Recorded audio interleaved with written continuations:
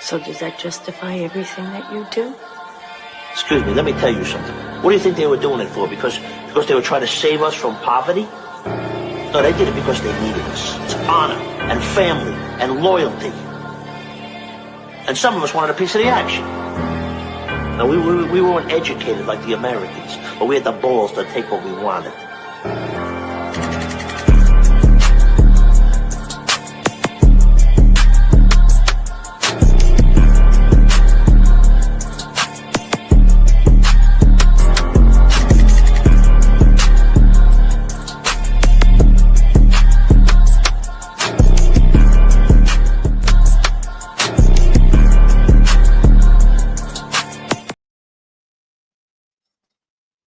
Well, hello again, everyone, and welcome back to another live edition of On The Go right here on Drive Into the Top Productions, where I'm your host, Big Hoss, and yes, I'm bringing the sauce. What's up, everybody? It is Wednesday, October 8th, 2025. Hope y'all doing well, even though it's a hot October, but we still kicking ass. Spooky season going strong. And I'm here on the PC. I was going to be here on this. Thought I was going to have to do it mobily, but no, I'm here. So 1, 2, boogie, shorty, George, I'm here. Give me 1, 2, boogie, and shorty George. Shorty George.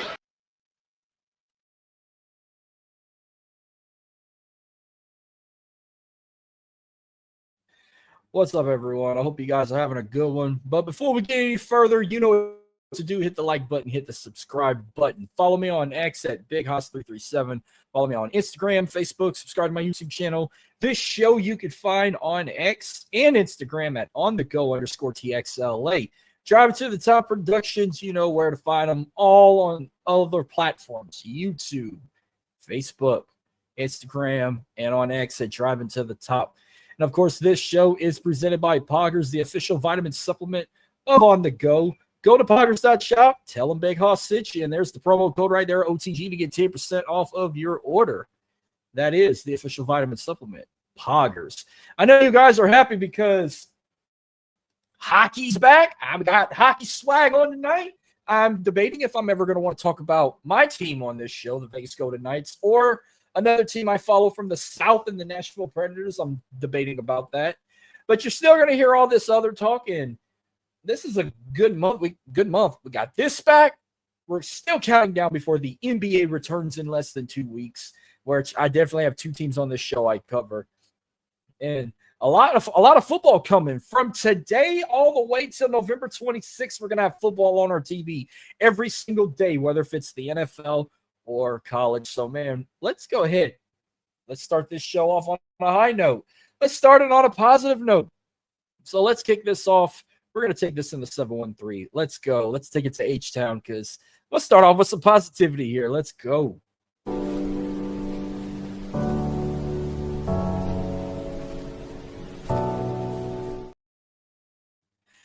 Welcome to the land where it just don't stop. Trunks pop, tops drops, and the front end hop. And back-to-back weeks now, the Houston Texans have won 2 in a row. They put an ass whooping on the Baltimore Ravens this past Sunday, 44-10. And one of C.J. Stroud's best performances of the season so far. They now move to 2-3 of the season. They've had 417 total yards in this game, 250 total passing, 167 total rushing. C.J. Stroud went 23 for 27. He threw 4 touchdown passes, 2 to Xavier Hutchinson, 1 for 5 yards and 1 for 10, 1 to Nico Collins for 10, and he also threw 1 to Jalen Noel for 4 yards. Oh, he also had 1 carry for 30 yards as well. Nick Chubb led in rushing, 11 carries for 61 yards on a rushing touchdown. Woody Marks also had 7 carries for 24 yards. Christian Kirk led in receiving. He had 4 catches for 64 yards. Dalton Schultz had 5 for 60 yards. And, of course, Nico Collins with that touchdown, 4 catches for 52 yards. Defense alone, 56 total tackles, 29 solo, 1 sack for Mario Edwards Jr., 3 tackles for a loss, and 3 interceptions in this game. 2 from Jalen Petrie and 1 from Kamari Lassiter. If I said his name right, I'm pretty sure. If one of y'all says some silly-ass name, this whole class is going to feel my wrath. I'm excited to hear it. And I got hockey on. By the way, they're about to drop the puck in this one. But yeah, Texans win 44-10, and they needed this win because I think now they're going in a bye week. And you want to talk about bye weeks, man? I had a bunch of bye weeks I'm going to be talking on here, so I feel like the show won't last too long because I got 3 teams on here that had buys I'm not going to have to say much about, but I'm going to have to preview a little bit about them. So Houston Texans going into a bye week with a high note with this big win over Baltimore. By the way, this was their first win ever in that stadium. So M&T Bank Stadium, whenever it was built in the mid-90s. Houston has never won a game there. Anytime they've ever beaten the Ravens, it was in Houston, and this was their first win in Baltimore. So this was a big, much-needed win. Congrats to them, guys. Enjoy that bye week. Get ready for the next big one. And by the way, let's see who the Texans got next after that bye week before we move any further. They got a Monday night game with the Seahawks on October 20th. A late start. So if this starts at 9 p.m., there must be 2 Monday night games that week. So they're going to have 2 consecutive Sundays without a game, courtesy of a bye week and courtesy of a Monday night matchup for their upcoming game. So, yeah, they need that one. I already know what the Seahawks can do. I've seen what they've done with the Saints.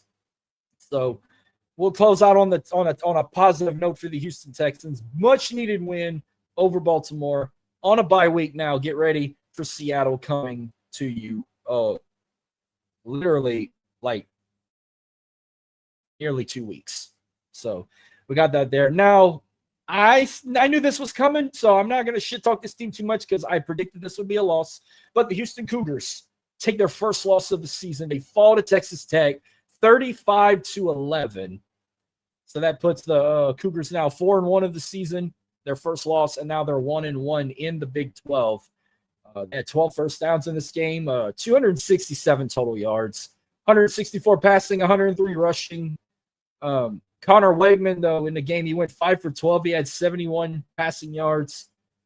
He did throw 1 interception. He did have 6 carries for 7 yards, but somehow he got injured in this game, and Zion Chris took over, the backup. He had 5 for 13 in passing, 93 passing yards. He did throw one major bomb touchdown pass to Amir Thomas for 64 yards. He also did throw an interception, and he even had 7 carries for 59 yards. Even Zion, the backup QB, led in rushing too, by the way. Amir Thomas led in receiving, 2 catches for 70 yards and that touchdown.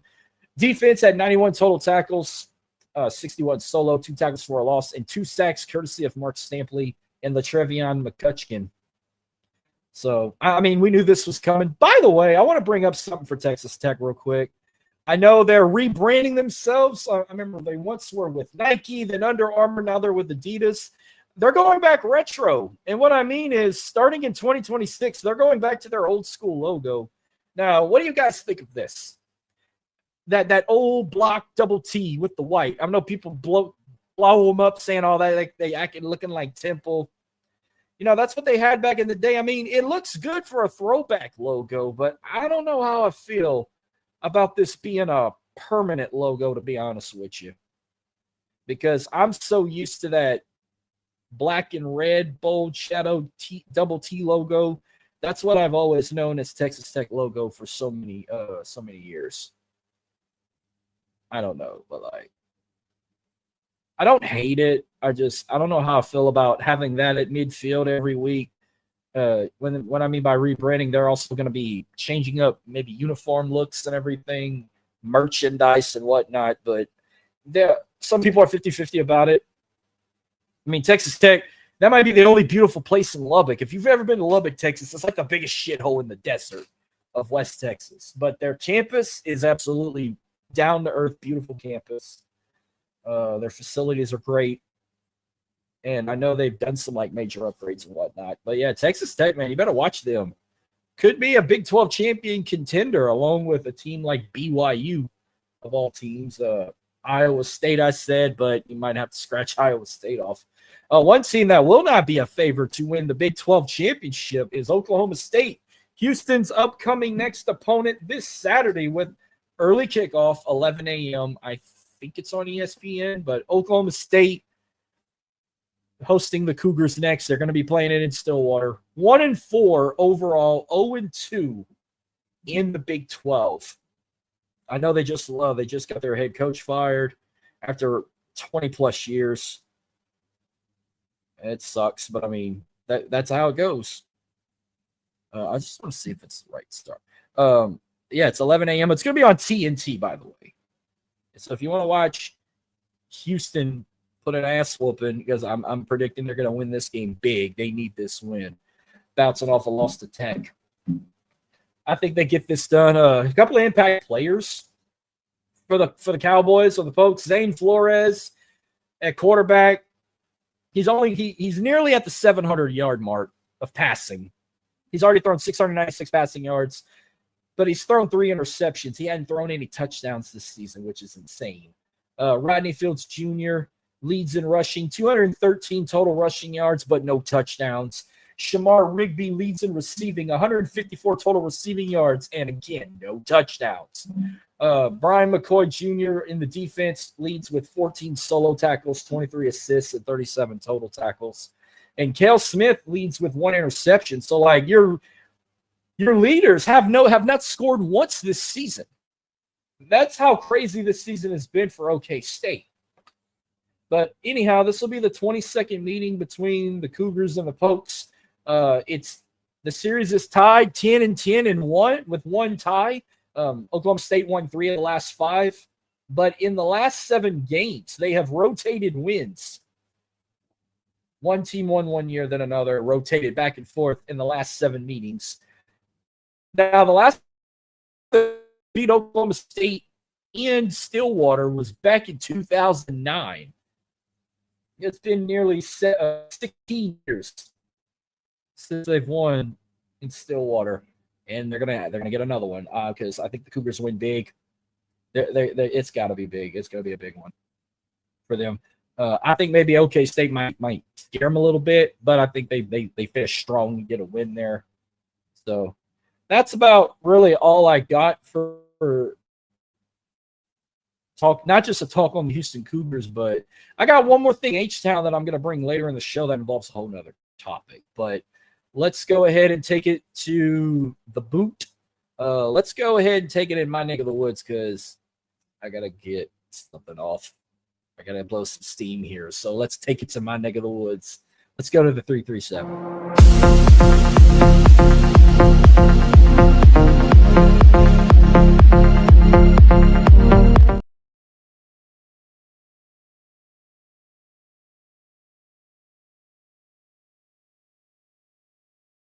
Be up by now. There we go. Computer's being a little slow. I haven't hooked this fucking new damn extender up yet, so I'm actually doing this off my personal hotspot, which is actually kind of helping me right now a little bit, but I'm hoping it don't cut my shit off. So I'm trying to finish the show as quick as possible. But now, we're taking it to the 337 right now. We're in my neck of the woods. And, man, I got to blow some steam here real quick, which I'm not surprised. Let's start with the Magnesia Cowboys, as they were the only team out of these two that had a game this past week. You had a very important conference game, but I could have saw this from a mile away.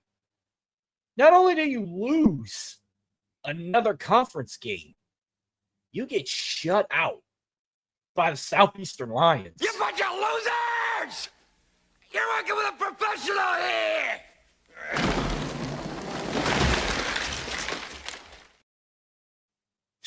You're now 1-5 of this season. You're 0-2 in the Southland Conference.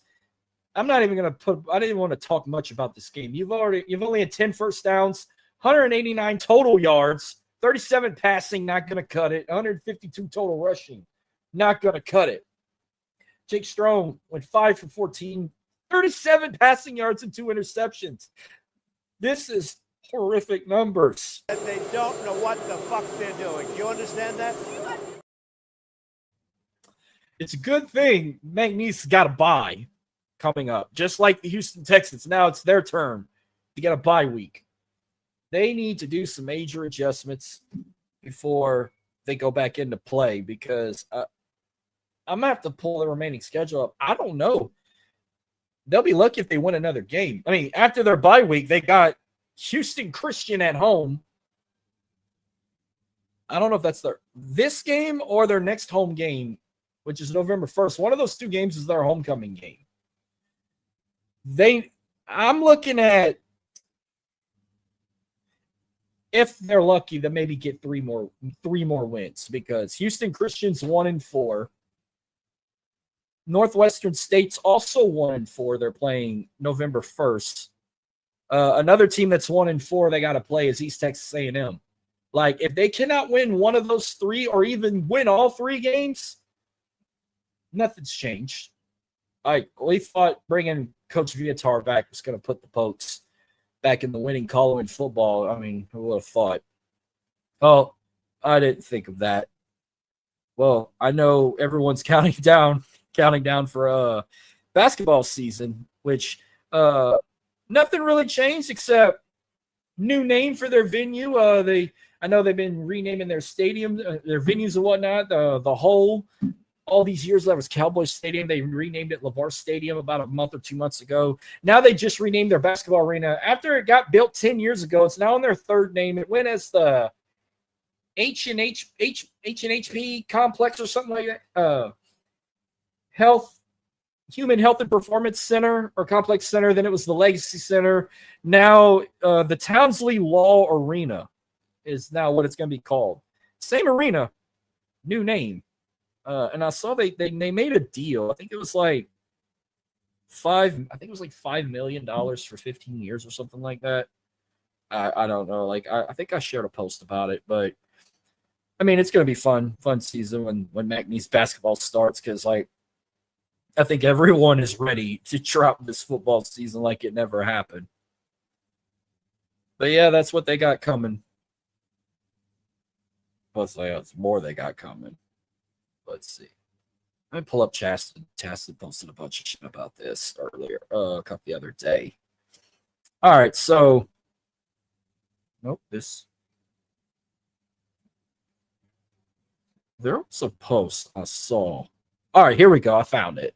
So, athletic director Heath Shroyer had announced that it will be now called the Townsley Law Firm Arena. Townsley Law Firm has purchased the naming rights to the venue, 15 years for $4.5 million. So I mean, that's a lot. And there was a picture they posted. They posted a big check for nearly $5 million in front of the building. So I mean, that might lead to some major upgrades. I mean, like, it don't really need none. The arena still looks new to me, even though the arena's like 10 years old. But can't wait for basketball season when that happens. And college basketball's right around the corner. Like, I think literally, if they don't start playing college basketball by the end of this month, it's going to kick off in early November, because I know the NBA returns October 21st. I think the following week college basketball returns, but it might be early November. But so yeah, McNeese going in by with a 1-5 record, 0-2 in the conference, and they need to get ready for Houston Christian at home, or this is going to be another slaughterhouse in the hole. Well, the last time this team had a game, they got a big win in overtime, but the Raging Cajuns are getting ready. They're just coming off a bye week. Now they go on the road. I think they also play at 11 a.m. this week. They head out to Harrisonburg, actually, and for the first time ever, James Madison and the Raging Cajuns have never met on the football field ever. This will be the first ever meeting, and you can watch it on ESPN2 at 11 a.m. You're getting done watching College Game Day. You need a football game to watch. Tune into ESPN2. Watch the Raging Cajuns take on the Dukes of James Madison. Going to be a good game, though. James Madison is 4-1 overall, undefeated 2-0 in the Sun Belt. The Cajuns coming in this game with a 2-3 record, with 1-0 in the Sun Belt. So, a couple impact players for the Dukes. Quarterback Alonzo Barnett III, 667 total passing yards and 4 touchdowns this season. He did throw an interception. Wayne Knight leads in rushing, 426 total rushing yards and 4 touchdowns. Landon Ellis leads in receiving, 183 total receiving yards and 2 touchdowns. Trent Hendrick, on defense, 15 solo tackles, 23 assists, and 38 total tackles this season. And Kai Holmes leads with 1 interception for the James Madison Dukes to get ready to host UL. So it's going to be a hell of a fight. The fact that it's the first ever meeting, it don't really scare me. But, hey, anything can happen. I mean, they had a strong finish over Marshall. I think they can have another strong one here. So give me the Cajuns in a close one over the Dukes. I'm going to take them there. So that's all I got in the talk in my neck of the woods. So let's move on. Let's take it to Tigerland. Y'all ready? Let's go to the 225 right about now.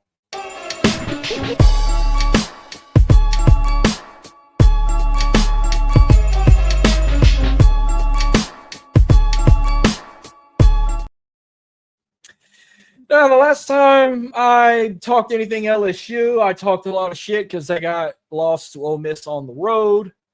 But now it's a new week. It's a new thing. Let's get ready. We got serious business to take care of. You're back at home. It's a Saturday night in Death Valley, and you're taking on the South Carolina Gamecocks, who are 3-2 currently right now. LSU currently is 4-1 overall. They're 0-1 in the SEC. Last I saw, they were in the ranked 13th in the top 25. Now they're at number 11, so that needs to be updated. They went from 13 to 11 after their bye week.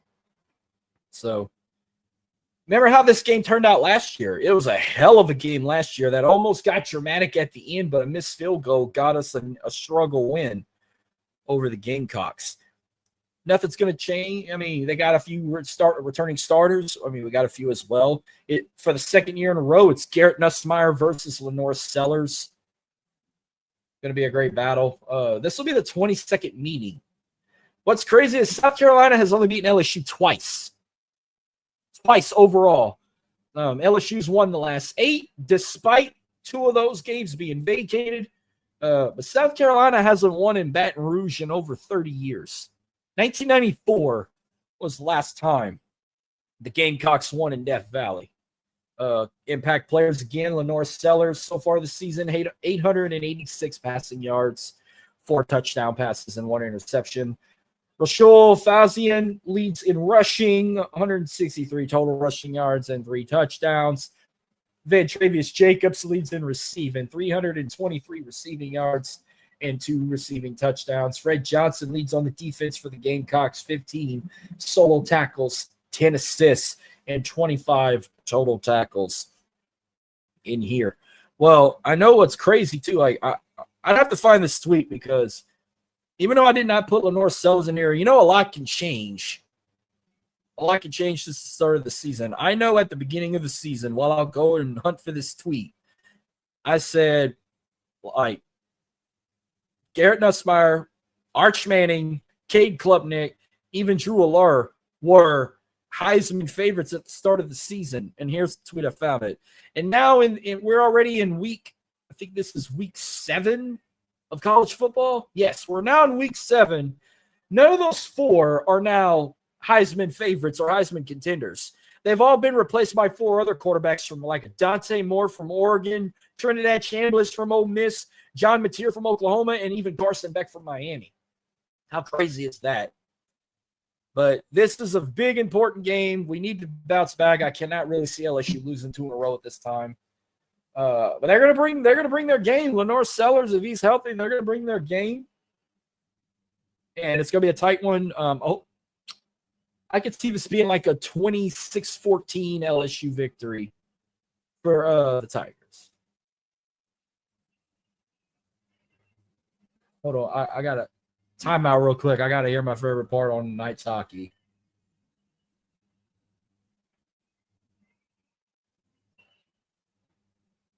Ooh, I love when they do that. So, as you know, I said I'm a Knights fan. When they do their national anthem, when they sing that to that part, and the Rockets regular, the bombs bursting the air, gave proof through the night, all the fans holler, no! Because it's like olden Knights. I love when they do that. When they're about to go to battle. Go Knights, go. Night up. Anyhow, I'm talking about LSU. I said 26-14 over the Gamecocks. Did I even give a score for Houston over OK State? I'll say 42-17. You heard it here. I'm saying this on the LSU Talk.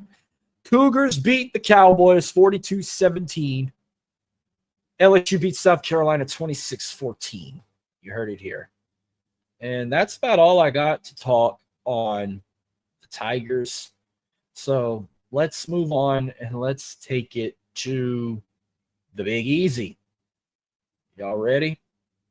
Let's go to the 504 because I got a lot of positivity right here to give. Let's go.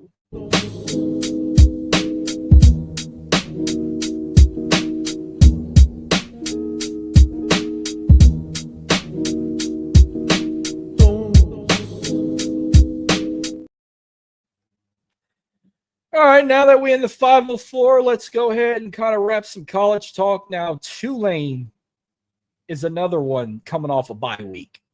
But they got a game. Not just a game. They got a game tomorrow night. It's Wednesday, October 8th. They play tomorrow night at home, and it's on national TV. What channel is it on? They take on East Carolina, by the way, the Pirates, from their conference. This game's going to be live on ESPN. So 6:30 kickoff on ESPN. Tulane sits at 4-1 of the season.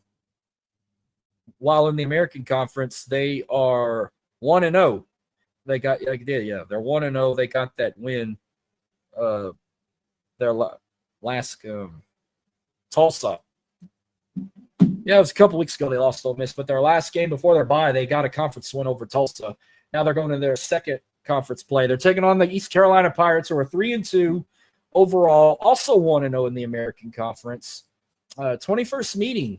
While East Carolina leads this series 12-8 against the Green Wave, but Tulane did win the last two meetings. A couple impact players again. We got quarterback Kattenhauser. He had over 1,500 passing yards so far for this quarterback. 1,509 to be exact, with 7 touchdowns thrown. He did throw 4 interceptions this season. London Montgomery leads in rushing for the Pirates, 209 total rushing yards and 2 rushing touchdowns. Anthony Smith leads in receiving with 352 receiving yards and 1 touchdown. And Jamarly Riddle leads on the defense with 15 total tackles, solo tackles, 12 assists, and 27 total tackles, to be exact. And Tegan Wilt leads with an interception for East Carolina's defense. So, yeah, they're going to have their hands full. It's going to be a good game, but this team's good. This team's really good. Jake Retzloff is a great quarterback, the BYU transfer. And it's a home game. It's at Yeoman. They definitely get this win. But I see this being a one-possession game. I think it's going to be a high-scoring game. The ball's going to be thrown a lot on both sides for both teams. I'm gonna say like 35-31. Tulane gets the win over East Carolina. That's a lot of points, but I'm gonna say 35-31. Tulane wins against East Carolina. Meanwhile, let's wrap up the college talk. Let's see what's going on around the boot, because like I said, there were 6 teams that had a bye. One of those teams was Louisiana Tech.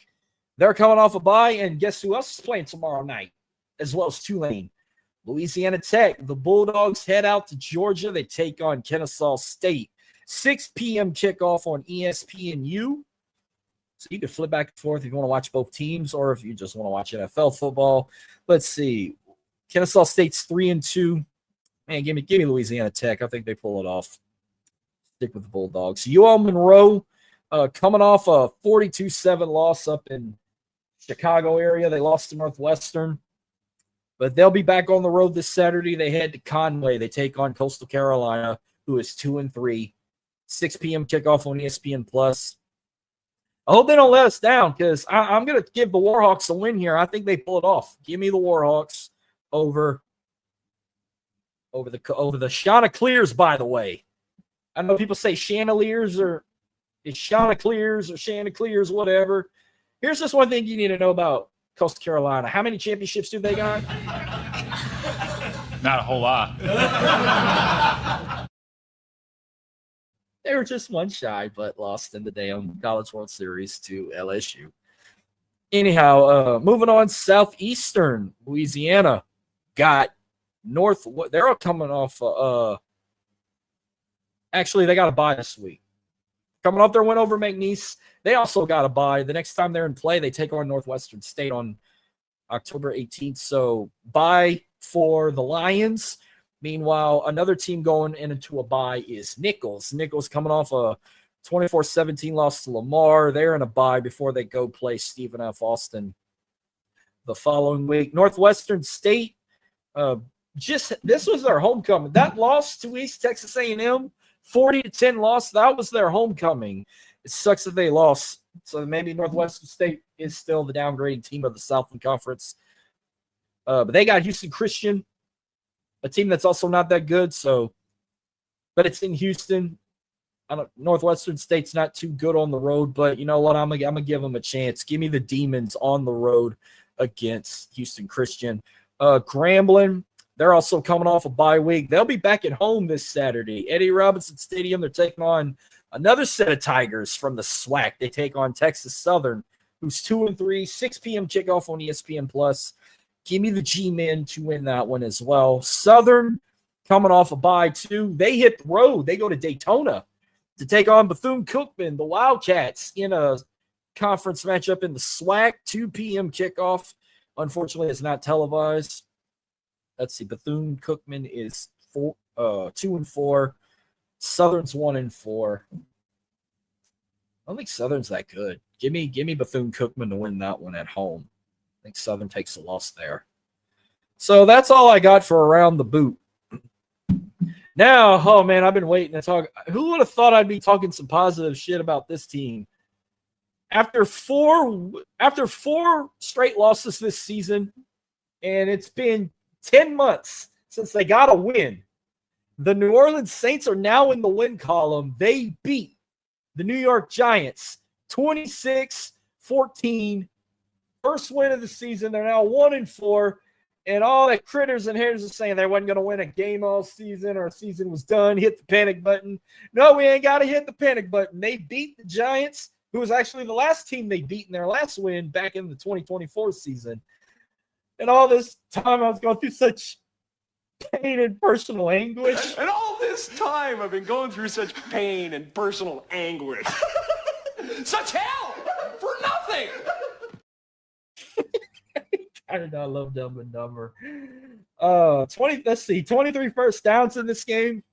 335 total yards.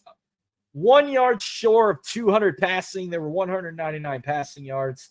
136 total rushing. Spencer Rattler, 21 for 31. He had a good game. 225 passing yards. He threw a bomber to Rashid Shaheed for 87 yards. His only touchdown pass in the game. He also had 6 carries for 21 yards. But Kendry Miller led in rushing in this game, 10 carries for 41 yards. Alvin Kamara had 8 carries for 27. Rashid Shaheed had led in receiving, 4 catches for 111 yards and a touchdown. Chris Olave had 7 catches for 59 yards. And Ben, can we talk about the defense?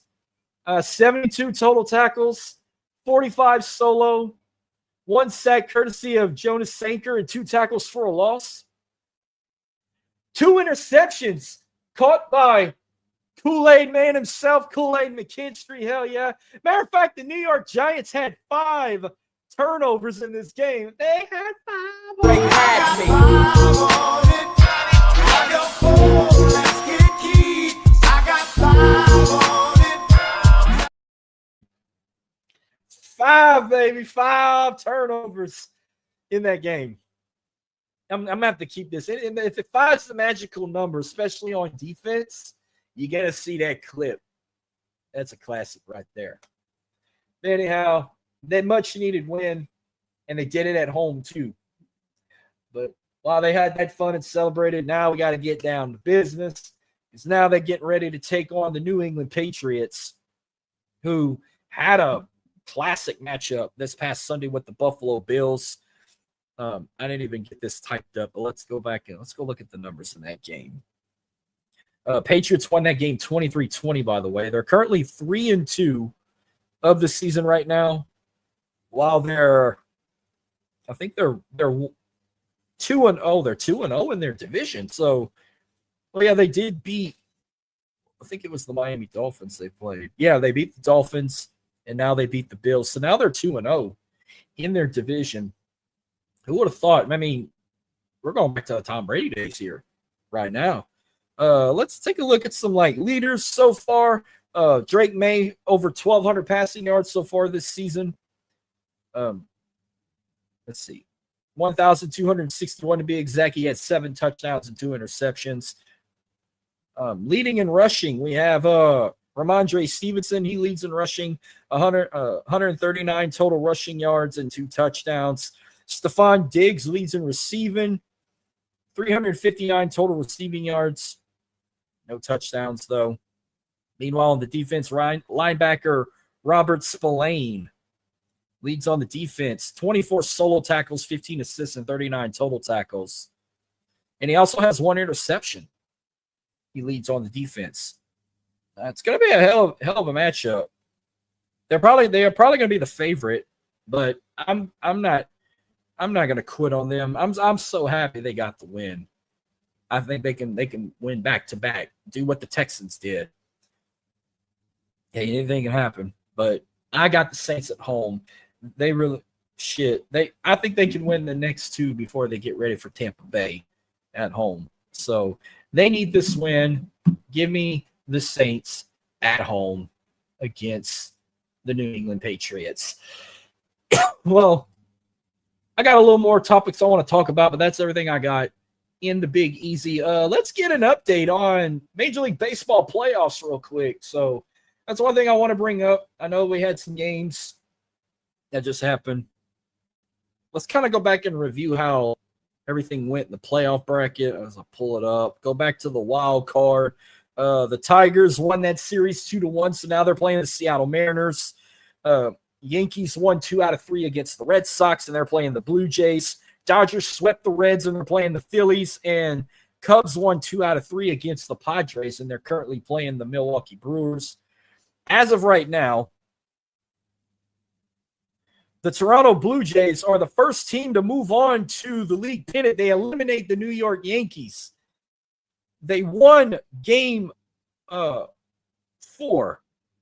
5-2. So they're going to play the winner out of the Tigers and the Mariners, which they got 2 more games left to play because the series is tied 2-2. Meanwhile, on the other side, Dodgers lead the series 2-0 against the Phillies. And currently the Phillies are up right now 3-1 in the bottom of the 5th. Meanwhile, on the other side, Brewers, Cubs, Brewers lead 2-1 right now against the Cubs. Man, already.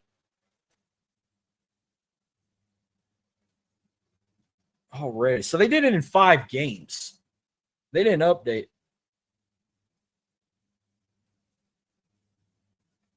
Wait, is it 5 games? Yeah. Wild card's best of 3. This is a best of 5. So, these are about to wrap up. What am I thinking here? Baseball kind of mixes it up a little bit. All I know is that when you get to the pennant in the World Series, it's a best of 7. So, first team to get 3 wins. So, everybody else is about to wrap up. Tigers, Mariners, it's win or go home. If the Cubs win game 4, they'll have to play winner take all. The Dodgers just need 1 more win to advance, but Phillies are up 3-1 right now. So, that's your update for Major League Baseball for the MLB playoffs. So, yeah, the Yankees are cooked. They were in the World Series last year, and they got eliminated in the divisional round. I wish they'd have got swept, though, but it is what it is. One more thing I'm going to bring up before I get to some predictions for college and the pros. They just made the announcement for the upcoming 2026 season for the United Football League. We're going to talk it right now. They revealed some of the new changes yesterday, and actually I got the picture right here. We're going to share it. So here is your official league of the 2026 UFL. As you can see, there were some changes. One thing's for certain, 4 teams remain the same. The Stallions, the Renegades, the Defenders, and the Battlehawks have made the cut to continue on their seasons. Now, Dallas, on the other hand, They're no longer the Arlington Renegades. They're actually relocating across the city. They're moving to Frisco, Texas, but they're going back to their original name, the Dallas Renegades. Now, Houston, some good news is Houston still gets to keep their team, but they're retracing back to their USFL team in the Gamblers. I know a lot of us were not happy about it. We wanted to stay as the Roughnecks. Why do we need to go back to the Gamblers? You can't even gamble in Texas. It's illegal. That's why they got to come to Louisiana in our casinos. But they're back as the Gamblers. They're going back to their USFL league team instead of XFL team. And then we got 3 new faces. We got a team in Columbus called the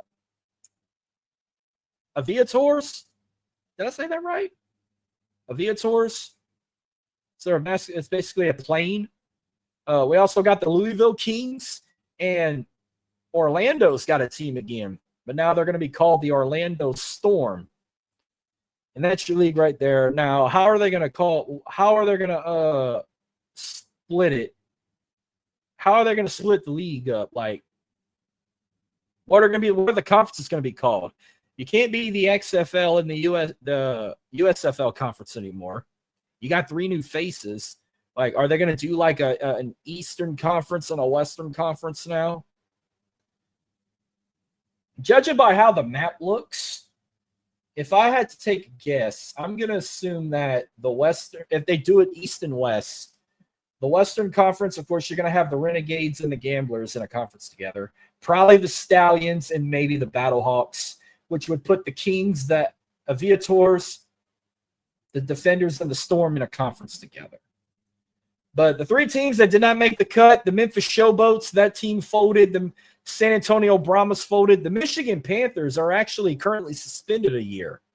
They're trying to grow the league more. They're trying to at least turn it to a 12-team league. If they can find 3 more cities to make teams, then Michigan is going to come back after 1 season. But hell, you should have just kept these 3 teams, San Antonio, Memphis, and Michigan, and just find a 4th city. Maybe a team in Vegas or a team in the West Coast. You'd have been fine there. But I'm shocked this league didn't fold yet. But here's how it's going to go down. I know, like Houston, for example, 6 of these teams are going to be playing in soccer stadiums. The Stallions are going to remain in their same venue, Protective Stadium. The Battlehawks are going to still remain in the Dome with the largest crowd of over 60,000 plus. The rest of the league is going to be playing in soccer stadiums. The Houston Gamblers now, when they were the Roughnecks, they were playing at TDECU at the Cougars Stadium. Now they're moving to the Shell Energy, where the Dynamo plays soccer. DC staying in their same home, Audi Field, where DC United plays. Dallas is moving from Choctaw Stadium, a former baseball park, but it's now a football stadium. They're now moving to a stadium that is used for soccer and football, Toyota Stadium. They play the Frisco Bowl there for college football, the FCS National Championship, but it's also the home of FC Dallas, but the Renegades are going to use that stadium for football as well. Columbus is going to play their games at Historic Crew Stadium, where Columbus Crew plays. The Louisville Kings are going to play at Lynn Family Stadium, which is the only non-MLS stadium in the league. They're playing in a USL Championship League stadium, the home of Louisville City FC. And then finally, Orlando, the Storm, they're going to play at Inter and Coast Stadium, which is the home of Orlando City SC of the MLS. So that's your league and that's your homes for these teams when the 2026 season commences. And, of course, yours truly, remember on my history would drive to the top. I would be on a UFL talk show. I didn't think I was going to be on it no more when I said the Roughnecks were folding, but they're going back to their other team, the Gamblers. Hey, it is what it is. I'll just have to get me a Gamblers shirt. I know they changed their logo and everything. I don't have it up and running, but possibly maybe next week's stream I'll share it to show you what the logos look like now compared to what they were.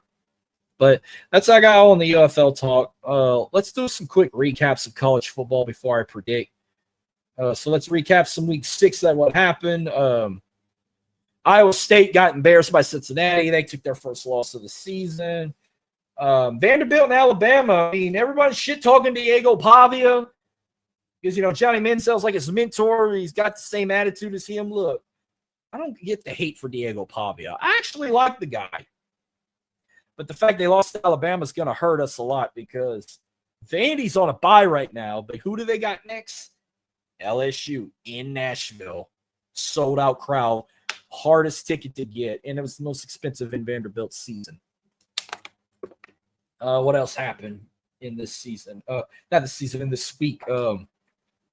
Miami, Florida State. Oh, that rivalry. I think they need to play this rivalry every single year. Or if they do play it every single year. But what a game that was. Texas A&M blows out Mississippi State. TCU blowing out Colorado. Colorado's overrated, of course. Actually, I didn't have a lot of college to talk about. But I didn't do too bad for week 6. I went 13-3 in my picks. Let's see if I can keep it going. So let's go ahead and do my week 7 picks. By the way, my predictions on this show are presented by Rogue Energy, the #1 sports gaming drink in America. Go to rogueenergy.com or download the Rogue Energy app on any mobile device and use my promo code OTG to get 10% off of your order. Whether are you looking for energy, hydration, or chill, Rogue Energy is the place. I've been dealing with them for nearly 4 or 5 years now. Great stuff. It works. No wonder they're called the #1 sports gaming drink in America, and the official sports gaming drink of On The Go is Rogue Energy. All right, so I already did my recap. All right, college football week 7 predictions. I'm trying to run through these because I don't have a lot of breakdowns here. South Florida at North Texas. I think this is a Friday night matchup. Give me North. I got North Texas beating South Florida. Rutgers at Washington. Washington blows them out big. Give me the Huskies. Ohio State and Illinois. Now, this is an interesting matchup. These two are actually rivals. They're playing for one of the craziest trophies in college football. They're playing for Illy Buck. If you don't know who Illy Buck is, Illy Buck used to be a turtle that died. They used to play for a live turtle back in the early 1900s. But after the turtle died, they made a turtle trophy out of wood. It's like one of the coolest trophies in college football. Illy Buck is back. I think they're playing it for the first time since 2017, if I'm correct. But much as I hate this team, I got Ohio State blowing out Illinois in their home stadium. Give me Ohio State. Alabama and Missouri. Yeah, Alabama put up a fight with Vandy, but I'm not going to credit too much on Missouri. I know it's in Columbia. They're going to be ready to play. They're going to be ready to fire. Maybe they might make it an interesting game, but I'm going to have to take Alabama in this one. But it won't be long before their second loss comes because they still got to play Tennessee. They still got to play LSU. They still got to play Oklahoma. They still got to play Auburn. So they got a hard schedule remaining coming. But I got Alabama in this one. Pitt and Florida. Back in the Illy Buck, Ohio State won 6 in a row against Illinois. Missouri has only in this Missouri-Alabama matchup, Missouri won the first matchup, but Bama's won the last 6 meetings, so make it 7 for Alabama. Pitt and Florida State. Give me Florida State at home. UCF at Cincinnati. Cincinnati had a big win over Iowa State last week. I think they get another one. Give me the Bearcats. Washington State and Ole Miss. This ain't even going to be close. It's at the Grove. Give me Ole Miss big at home. College Game Day is going to Eugene for this top 10 matchup. Indiana versus Oregon. I don't have much on this one, but I got the Ducks winning. Give me Oregon winning at home against Indiana. Then we got one of the most exciting rivalries in college football that transferred to the SEC. We got the Red River rivalry at the Texas State Fair. It's Oklahoma versus Texas. We all saw – I can't believe I forgot to talk about one of the most shocking losses. Texas got beat by Florida in the struggle they're in. Arch Manning ain't what the hype was highly overrated. He ain't what I hope you don't go to the NFL draft. He needs to stay in college and improve that. By the way, you got a Heisman, John Mateer, Heisman candidate. Arch Manning was once a Heisman candidate. Now Mateer is. Give me Oklahoma. And I don't usually pick Oklahoma in the Red River rivalry, but I am picking Oklahoma in this matchup. Give me the Sooners over the Longhorns. North Carolina State, Notre Dame. I'm going to go with the Irish at home. Northwestern at Penn State. Oh, yeah, see, that's another. Penn State lost to UCLA in front of hardly no fans. And their coach still got a job. I'm going to take Penn State in this one, but golly, if Northwestern would shock everybody and beat this team, James would be gone. I think he'd be fired if he lost to Northwestern. Let's see. Nebraska taking on Maryland. Give me Nebraska. Arkansas and Tennessee. Neyland Stadium. I feel like Arkansas might make it interesting, but I got Tennessee big at home. Florida and Texas A&M. Yeah, Florida got their Cinderella win last week over Texas, but they're playing at Kyle Field. A&M is a dangerous team. I'm going with the Aggies at home. Kansas and Texas Tech. I saw what Texas Tech did with Houston. They're a very good team. May now be my prediction to win the Big 12. Texas Tech is going to run Kansas over at home. Give me the Red Raiders. Then we got one of maybe the oldest rivalry in the SEC. Good Georgia and Auburn. They're playing at Jordan-Hare. The 130th meeting between the two. Georgia did win the last 8 matchups. I was going to sneak away and pick Auburn, but you know what? I'm going to take Georgia in this one. Give me the Bulldogs. Michigan and USC. Interesting matchup here. 12th meeting between the Wolverines and the Trojans. This is only the second time these two teams are going to be playing in the Coliseum ever. And in 8 of those 12 meetings, they've played against each other in the Rose Bowl game 8 times. But this might be my upset of the week. I got USC upset Michigan at home in the Coliseum. Give me USC over Michigan. BYU and Arizona. BYU's a good team. I think it's going to be BYU and Texas Tech in the Big 12 championship. Hopefully the Red Raiders will win that one. But I got BYU beating Arizona.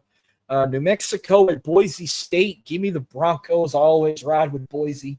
And then finally, Arizona State and Utah. This one was a toss-up, but you know what?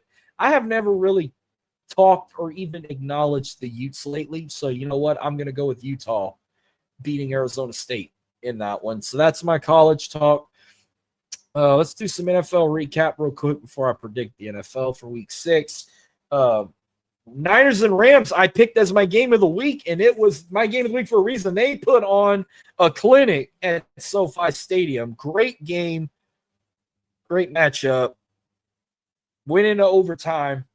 Niners got the win. What's that? What else happened? Eagles took their first loss of the Eagles and the Eagles and the Bills were the last 2 undefeated teams left. Eagles got lost to the Broncos. I knew I should have picked Denver Broncos in that one. But the Buffalo Bills was the last team standing before they took their loss in their little snow uniforms to the Patriots. Are the Cowboys really that good, or are they just playing shitty lucky teams? They handled their business with the Jets, but I don't believe the Cowboys are the best team in the NFC. I will say maybe the best team in the NFL right now is the Indianapolis Colts. They are the number 1 overall team in the NFL right now with 1 loss. But they handled their business with the Raiders. Bucks and the Seahawks was an instant classic, but Tampa Bay got the win there. Bengals got embarrassed by the Lions, but maybe they might get some help. They just picked up Joe Flacco. Will he be the starting quarterback over Jake Browning while Joe Burrow still recovers? And then finally, what a game Monday night. Chiefs-Jaguars. That was a hell of a game. All I'm going to say is Trevor Lawrence got lucky. That rushing touchdown he did at the end of the game.